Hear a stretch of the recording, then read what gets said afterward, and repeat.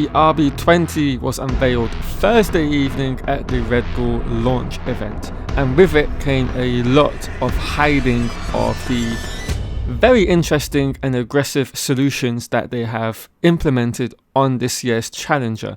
But thanks to some very sneaky detective work, thanks to a 3D render of the car, some of those secrets have been uncovered, as well as editing of photos. And Red Bull went even further than that in trying to hide some of the secrets by using the RB19 front wing, for example, and the use of a vanity panel. All this to hide what they've done with their car. But without further ado, let's jump in and discuss some of the secrets that we've uncovered.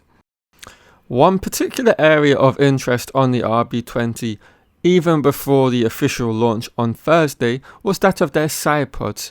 And these were a huge talking point among the F1 technical side of the community. And in particular, this was all to do with the inlet layout of this car.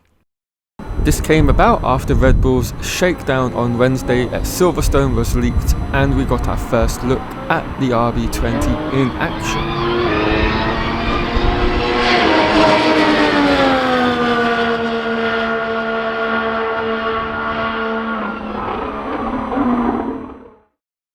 But thankfully, on Thursday, we did end up getting shots of these inlets. But the inlet we did see on the launch car at the event isn't actually being used to cool the car. Oh no. Instead, it's the team's S-duct for the RB20. This is something that Ferrari have used over the past 2 seasons. As you can see, the positions on both the SF24 and RB20 are very similar. So now I guess you're wondering, well, where exactly is the Sidepod inlet then for all the cooling of the internals? Well, we have a 3D model of the RB20 that was on the Red Bull team's website, and thanks to that we were able to discover exactly where that is. As you can see, the inlet for all the cooling of the internals is in a much more traditional area of the sidepods. So in closing, the vertical slot is being used as the S-duct, and somewhere which we can't currently see on the sidepods is going to be an exit for it. And then under the overbite on the RB20 is where the inlet for the internals is. Before we move any further with the video, if you're enjoying the content, please consider subscribing to the Racing Edge, as I'll be covering all 3 days of pre-season testing this year, and of course all of the Grand Prix. Right, back to the video. Staying with the rear end of the car, we're going to move on to the engine cover, as Red Bull have introduced a new design for their RB20, and it might look familiar to you as it's something that was first seen on the W14 last season.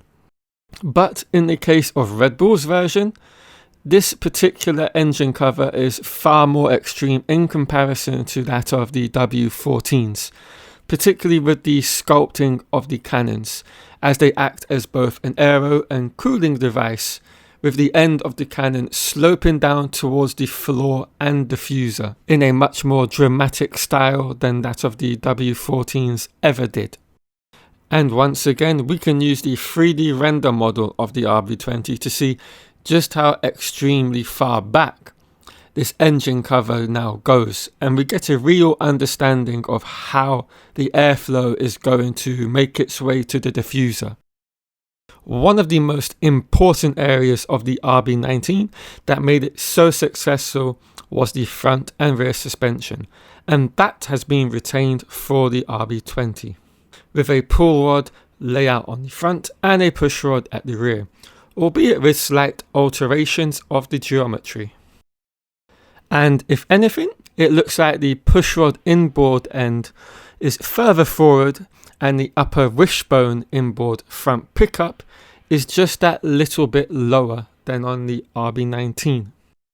This is a particular area that a lot of the teams have been studying and have now introduced their own version of on all their cars.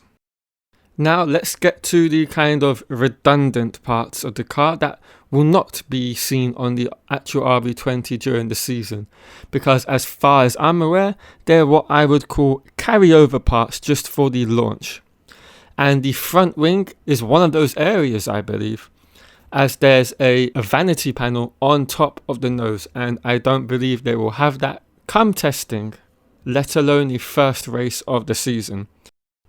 And I actually would not be surprised if we see them move the actual positioning of the nose on their front wing to either say the second, third, or perhaps, however unlikely it may be, the fourth element of their wing, as some of the other teams have done.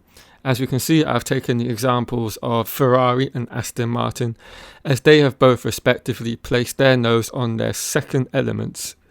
And of course, Red Bull have a history of doing some kind of radical variations on their front wing and nose. So all in all, the Red Bull and the RB20 looks to be an extreme revision of their already hugely successful design concept for the last 2 seasons. They've now introduced aspects from other cars that they thought were intriguing and could be of benefit for them, which is why we've seen the likes of the overbite on the Sidepods and the newly revised engine cover. What remains to be seen is what some of the other areas on the car are going to be looking like and what their aims will be, because we never saw the floor on the RB20 during the launch, and the nose, as I've just mentioned, I do not believe will be the final iteration come testing. So all these things that we have yet to see are going to be really interesting once they are revealed in how they interact with the rest of the vehicle, of course. And with testing over just under a week away now, well, roughly, how many days have we got left? 2, 4, 4 days away. We don't have long to wait until we see the real RB20 in action. Right guys, thank you all for watching. If you've enjoyed the video, leave a like, and I will see you all next week.